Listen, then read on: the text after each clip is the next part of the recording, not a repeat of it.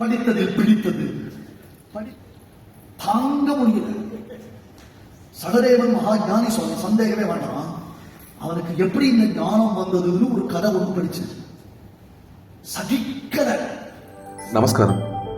இந்த 2025 ஸ்ரீராம நவமிக்கு சென்னையில் இருக்கும் ஆஸ்திக ஜனங்களுக்கு ஒரு சிறந்த ட்ரீட் காத்திருக்கு. மார்ச் 29ஆம் தேதி முதல் ஏப்ரல் 6ஆம் தேதி வரை சென்னை டி நகரில் இருக்கும் வாணி மஹால் அரங்கில் நமது ஸ்ரீ உவே முகுந்தகிரி அனந்த பத்மநாபாச்சாரியார் ஏபிஎன் சுவாமியின் சிறப்பு ராமாயண நவாக உபன்யாசம் ஏற்பாடு செய்யப்பட்டுள்ளது. இந்த 2025 ஸ்ரீராம நவமியில் இந்த சிறப்பு உபன்யாசத்தில் பங்கெடுத்து ஸ்ரீராமனின் கல்யாண குணங்களை நமது ஏபிஎன் சுவாமியின் திருவாக்கால் அனுபவிக்க வேண்டும் என்று பிரார்த்திக்கிறோம், வரவேற்கிறோம். சமீபத்தில் நல்ல எழுத்தேன்னு ஒரு கெக்க படிச்சது. வேற வழி இல்லை. இந்த சபையில் சொல்றாங்க, படித்ததில் பிடித்தது, படித்ததினால் பகர்கிறேன். ஐயோ, தாங்க முடியல. சகதேவன் மகா ஞானி சொன்ன சந்தேகமே வேண்டாம். அவனுக்கு எப்படி இந்த ஞானம் வந்ததுன்னு ஒரு கதை ஒன்று படிச்சு சகிக்கல. சகதேவனுக்கு அசகிஷ்டுத்துவம் வந்துடும். அப்படி ஒரு கதை. பாண்டுன்றவன் இருந்தானே, மகா ஞாதா, மகா வியாபகன், பெரிய பண்டிதன் பாண்டு. அந்த பாண்டு செத்து போயிட்டான். செத்து போன உடனே அவனுடைய ஞானம் வேஸ்டா போயிடக்கூடாதுன்னு கிருஷ்ணன் பாண்டவர்களை கூப்பிட்டு, நீங்க இந்த பாண்டு உங்க அப்பா அவருடைய உடம்ப பிச்சு சாப்பிடுன்னு சொன்ன. கிருஷ்ணன் அப்ப எங்க இருந்தான்? ஃப்ரெண்ட்லயே கிடையாது, சம்பந்தமே கிடையாது. இன்னொன்னு, நரமாமிசம் சாப்பிடு பாண்டு கிருஷ்ணன் சொல்லியிருக்கான். ஒருத்தருடைய தேகத்தை பிச்சு சாப்பிட்டா ஞானம் வருவானா? பாண்டவர்கள் அச்சிச்சு அதான் வேண்டாம், நாங்க சாப்பிட மாட்டோம்னு சொன்னா, சகதேவன் மட்டும் கொஞ்சம் யோசிச்சு, எதுக்கும் கிருஷ்ணன் சொல்லிட்டா நம்ம பாத்துக்கலான்றதுக்கோசரம் ஒரு ஓரமா பாண்டு மகாராஜாவுடைய சுண்டு விரலை மட்டும் கட் பண்ணி சாப்பிட்டானா. அதனால சகதேவனுக்கு இது ஞானம். 2 கை போர்ல சுவாமி அடிச்சு கத்துட்டு, இதுக்கு 10,000 லைட்டு, 15,000 ஃபார்வர்டு. 4 நாளா மகாபாரதம் நடந்துட்டு இருக்குது. ஒரு பூதத்துக்கு அது விஷயம் தெரியாது. இப்படிதான் கதை போகுது தெரியுமா? நீங்க பார்த்தா இப்படியெல்லாம் ஒரு கதை. அதே மாதிரி மகாபாரத யுத்தம், ராமராவண யுத்தம் நடந்தது. ராவணன் கீழ் விழுந்து கிடக்கிறான். அப்ப லக்ஷ்மணன் ராமன் கிட்ட அகங்காரமா ஏதோ பேசினான். உடனே ராமன், நீ போய் ராவணன் கிட்ட உபதேசம் கேளுன்னு சொன்ன. லக்ஷ்மணன் போனா ராவணன் ஹே சிரிச்சான். உபதேசம் பண்ணல. லக்ஷ்மணன் திரும்பி வந்தான் ராமன் கிட்ட. என்ன உபதேசம் பண்ண ராவணன்? நீ ராவணனுக்கு தலைப்பக்கத்தில் இருந்தியா கால் பக்கத்தில் இருந்தியா? நான் தலைப்பக்கத்தில் இருந்தேன். அதான் அகங்காரம். அந்த அகங்காரத்தில் தான் அவனுக்கு ராவணன் உபதேசம் பண்ணல. நீ போய் அவன் கால் பக்கத்தில் விளையமா இருந்து எங்கேந்தியா கண்டுபிடிக்கிறீங்க? அகங்கார பூயிஷ்டனான ராவணன் கிட்ட போய் ஆத்மகுண சம்பந்தனான லக்ஷ்மணனுக்கு உபதேசமா? அயோக்கியத்தனமா இல்லை. இப்படி கூட பேசுவாரா? மனசு வலிக்கிறது தெரியுமா? உங்களுக்கு ராமாயண மகாபாரதம் தெரியலன்னா ஒழிஞ்சு போகுது, தப்பு இல்லை, அதை ஒன்றுடுவோம். ஆனா நீங்க புதுசா ராமாயண மகாபாரதம் பேர்ல இப்படி கட்டுக்கதை கட்டி விட்டுட்டு இருக்கிறவனை குழப்பி கிடையாது. ரொம்ப கேவலமா இருக்கு. ரொம்ப மனசு வலிக்கிறது. இப்படி கூடவா பேசுவான்? ஒரு நரமாமிசம் சாட்டா சகதேவா அதான் நமக்கு ஞானம் வந்ததுன்னு ஒருத்தர் எழுதினாங்க. என்ன பண்ண முடியும்? ரொம்ப தப்பு. சகதேவனுடைய ஞானம் அது விசேஷமான அஸ்வினி தேவர்களுடைய அம்சம். நகுல சகதேவர்கள் குந்தி உபதேசத்தால மாதிரி ஒரே சமயத்தில் 2 பெண்களை பெற்றிருக்கான். அந்த சகதேவனுக்கு பீஷ்மர், வியாசர் இவன் மகான்கள் சொன்ன காரணத்தால கிருஷ்ணனுக்கு அக்ர பூஜை பண்ணினான். யாராவது என்ன தடுத்தா உங்க தலையில இடது கால தூக்கி வைப்பேன்னா அப்ப தேவர்கள் அவன் தலையில புஷ்பவிஷ்டியை வருஷித்தார்கள். இங்க மகாபாரதத்திற்கு சம்பந்தம் இல்லாத கதை என்ன வரும்? அதெல்லாம் சொல்லாது. அப்படிலாம் பேச நான் உங்ககிட்ட கேட்கிறேன், தயவு செய்து அந்த மாதிரி ஒரு மெசேஜ் எல்லாம் உங்களுக்கு வந்ததுன்னா ஒன்னும் பெரியவாருக்கு போய் கேட்டுக்கணும்.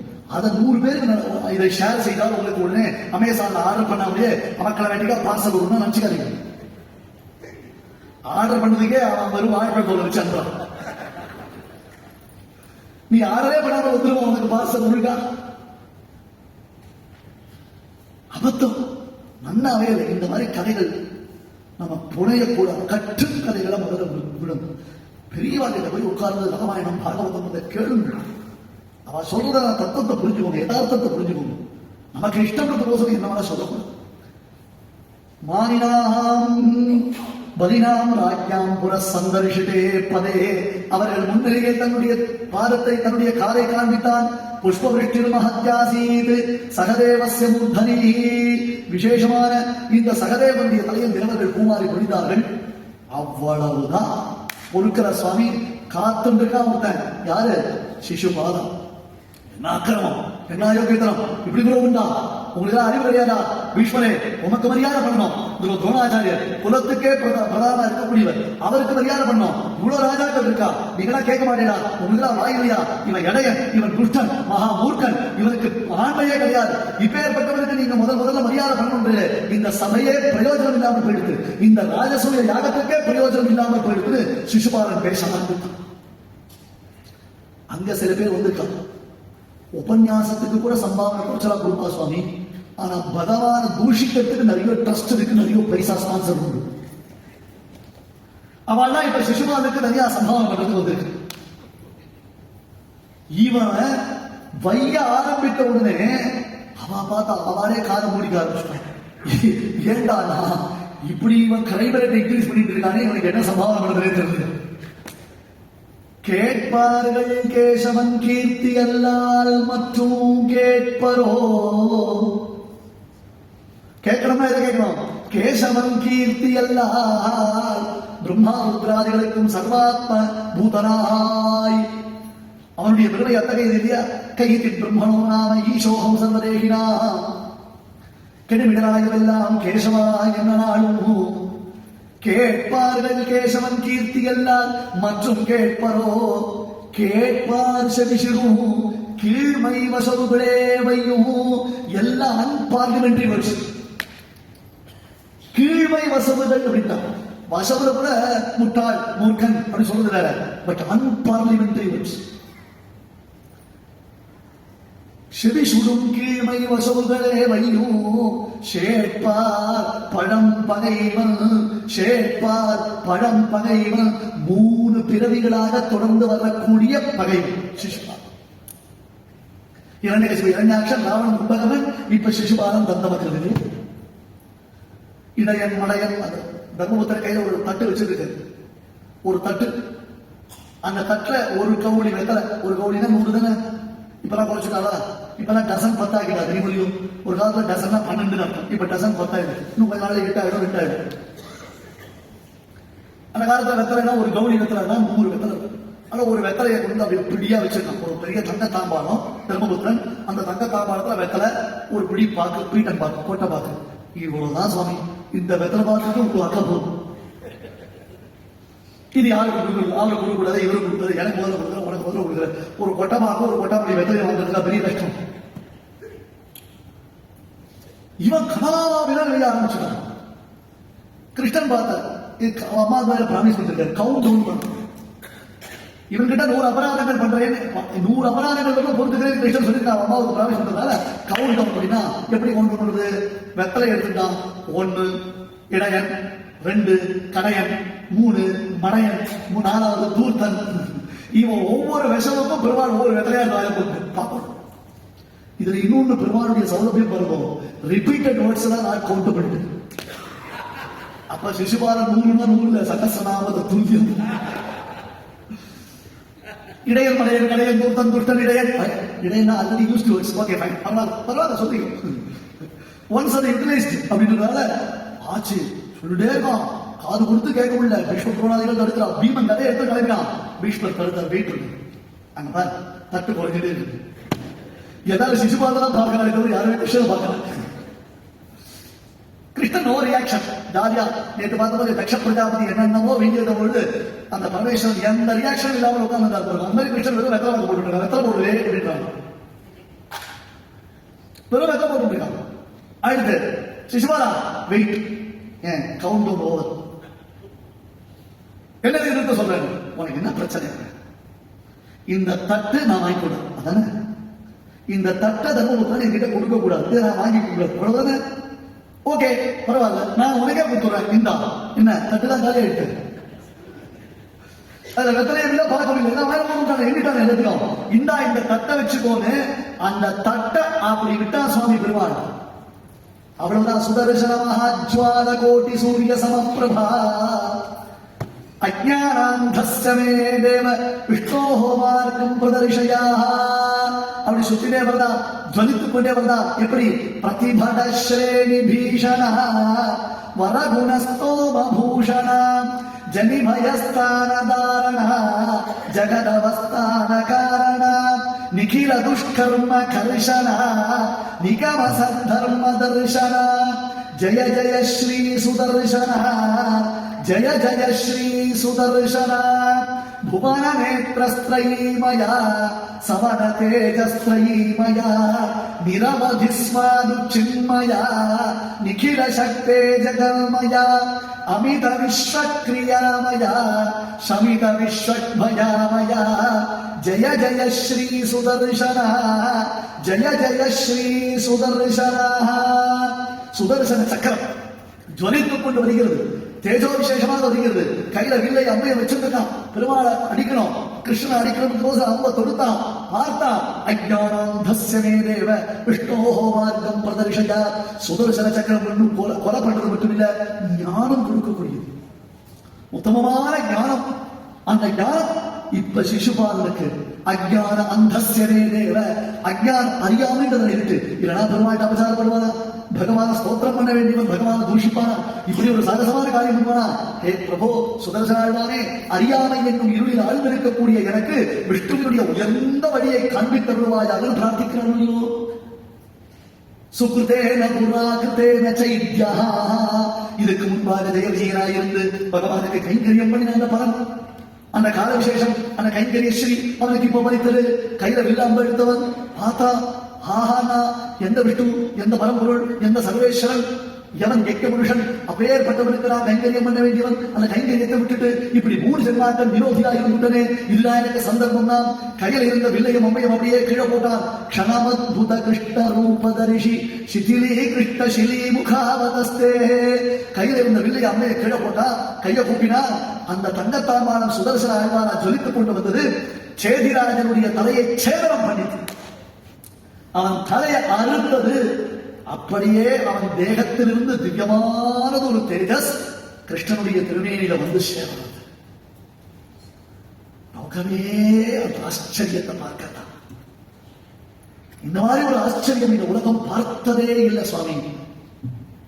ஷேப்பார் பழன் பகைவன் சிசுபாலன் திருவடி தாட்பால் அடைந்த தன்மை அறிவாரை அறிந்துமே.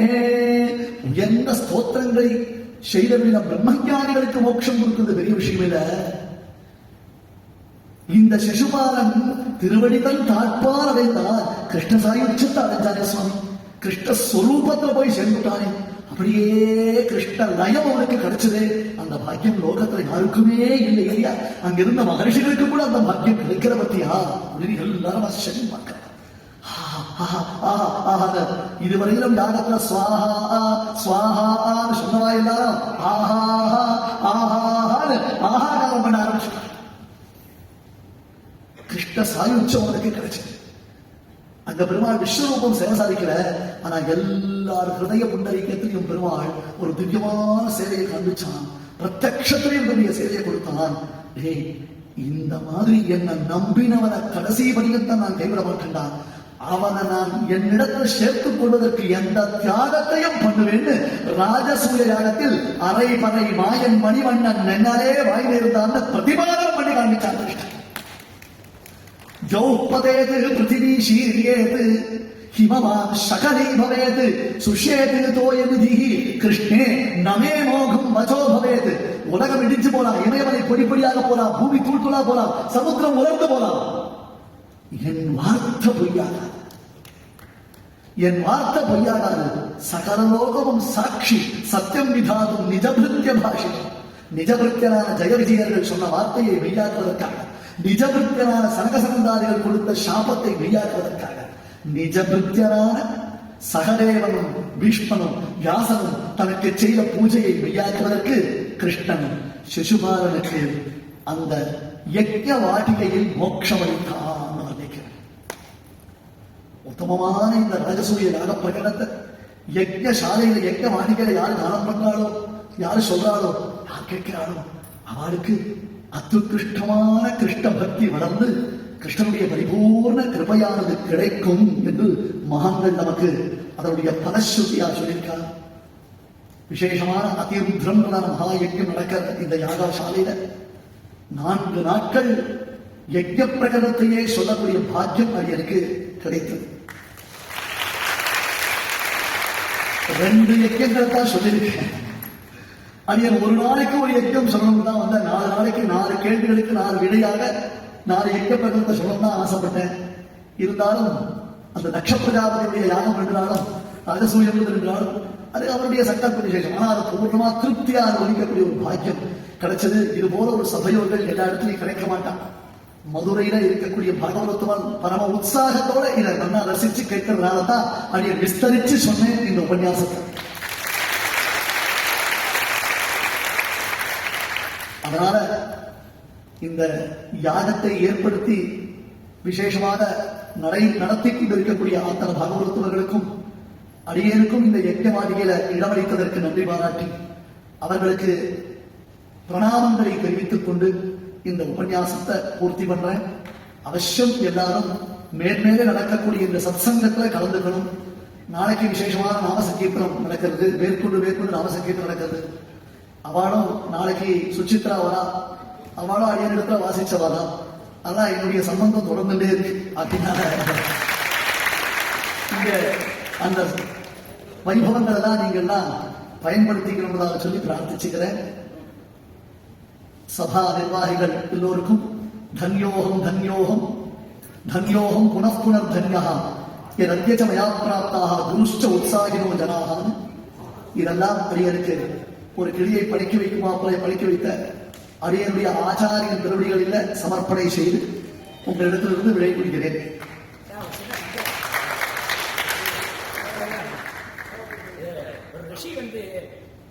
வேதம் படிச்சுட்டு மறுபடியும் எதிர்வேதம் படிக்கணும்னு வயசு கூட கேட்டாங்க. அது மாதிரி வேதம் படிச்சவாளுக்கு மறுபடியும் வேதம் படிக்கிற மாதிரி அடுத்த கை வருவதற்கான உண்மையா பெரியோர்கள் வேதம் படிச்சவாளுக்கு மோட்சத்தை தான் சொல்லியிருக்காரு தவிர்த்து அவளுக்கு மறுபடியும் சொல்லல. ஏன்னா வேதம்ன்றதே நமக்கு மோட்ச கிரகணம் தான், மோட்சத்துக்காகத்தான் அப்படி சொல்லியிருக்காங்க. அப்படிதான் அடியை விதிச்சிருக்கேன். தெளிவாக நிறைய பேர் அடியின் விஷயமான சில விவரங்கள் கேட்கிறார். அடியனுடைய யூடியூப் சேனல் ஏபிஎம் சுவாமி அப்படின்றதான பேர் இருக்கு. அதுல நிறைய சத் விஷயங்கள் வந்துட்டு இருக்கு. ஆனா இன்னைக்கு சேனல் தந்தா எல்லாம் கொட்டுறதுன்றதுனால சில விஷயங்களை ரெஸ்ட்ரிக்ட் பண்ணி வச்சிருக்கேன். மெம்பர்ஸ் ஒன்லி வீடியோன்றதாக சில முக்கியமான உபன்யாசங்கள் மெம்பர்ஸ் ஒன்லி வீடியோல வந்துட்டு இருக்கு. குறிப்பா பெங்களூர்ல அடியன் ஒரு 11 வருஷம் ஸ்ரீமத் பாகவதம் 12 ஸ்கந்தங்கள் விஸ்தாரமா உபன்யாசம் பண்ணிருக்கேன். அது இப்ப தை மாசத்துல மெம்பர்ஸ் ஒன்லி யூடியூப் சேனல்ல வரும். ஸோ அந்த மெம்பர்ஷிப் அப்படின்றது ஓடிடியில படம் பார்க்குற மாதிரி அது. அந்த மெம்பர்ஷிப் டீடைல்ஸ் நீங்க யூடியூப்ல தான் போய் தேடுறதை தவிர்த்து நமக்கு அதுக்கு சம்பந்தம் இல்லை. அதுக்கு மெம்பர்ஷிப் அது மூலமா நீங்க கேட்க ஆரம்பிச்சிடலாம். ஸ்ரீமத் பாகவதத்துடைய 12 ஸ்கந்தங்கள் விஸ்தார கிரமத்துல அடியன் சொல்லியிருக்கேன். அதை நீங்க உபயோகப்படுத்திக்கலாம். அதே மாதிரி ஏபி சுவாமி ஃபேஸ்புக் பேஜும் இருக்கு. அதுலயும் நீங்க பல விஷயங்களை தெரிஞ்சுக்கலாம். இந்த 4 நாள் நீங்க நடக்கக்கூடிய உபன்யாசங்கள் இந்த விசேஷங்கள்லாம் அது வந்துட்டு இருக்கு. நாளை பொறுத்த வரைக்கும் டிசம்பர் 25 பெங்களூரு மல்லேஸ்வரத்துல வேணுகோபால சுவாமி கிருஷ்ணன் கோவில் இருக்கு. பிராச்சீனமான கோவில். 16வது வருஷம் அந்த பாதுகா சகஸ்திர மகோத்சவம் மிக பிரம்மாண்டமா நடக்க போகுது. வருஷம் ஒரு 2000-3000 பேர் அந்த பாதுகா சகஸ்திரத்தை ஒரே சமயத்தில் உட்கார்ந்து பாராயணம் பண்ணுவோம். சுவாமி தேசிகன் ஒரு ராத்திரியில அருளி செய்த ஒரு அற்புதமான கிரந்தம் பாதுகா சகஸ்திரம். ஒரு தடவை நீங்க எல்லாரும் அவசியம் அதற்கு வரணும். அந்த பாதுகா சகஸ்திர மகோத்சவத்தை சேவிக்கணும். சுவாமி தேசிகன் கைத்தளத்துல எழுந்துவிடக்கூடிய அழக சேவிச்சோம்னா கண்ணால ஜலம் விட்டு அப்படியே மேலே சிலுக்கும். அப்படி ஒரு பக்தி பரவசம் நமக்கு ஏற்படும். அவசியம் நீங்க எல்லாரும் வரணும். உங்களை இந்த யஜ்ஞவாடிகளை அதை இன்வைட் பண்ணி பிரார்த்திச்சுக்கிறேன்.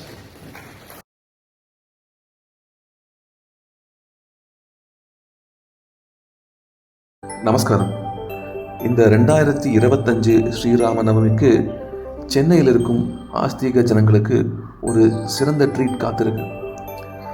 மார்ச் 29ஆம் தேதி முதல் ஏப்ரல் 6ஆம் தேதி வரை சென்னை டி நகரில் இருக்கும் வாணி மஹால் அரங்கில் நமது ஸ்ரீ ஊவே முகுந்தகிரி அனந்த பத்மநாபாச்சாரியார் ஏபிஎன் சுவாமியின் சிறப்பு ராமாயண நவாக உபன்யாசம் ஏற்பாடு செய்யப்பட்டுள்ளது. இந்த 2025 ஸ்ரீராம நவமியில் இந்த சிறப்பு உபன்யாசத்தில் பங்கெடுத்து ஸ்ரீராமனின் கல்யாண குணங்களை நமது ஏபிஎன் சுவாமியின் திருவாக்கால் அனுபவிக்க வேண்டும் என்று பிரார்த்திக்கிறோம், வரவேற்கிறோம்.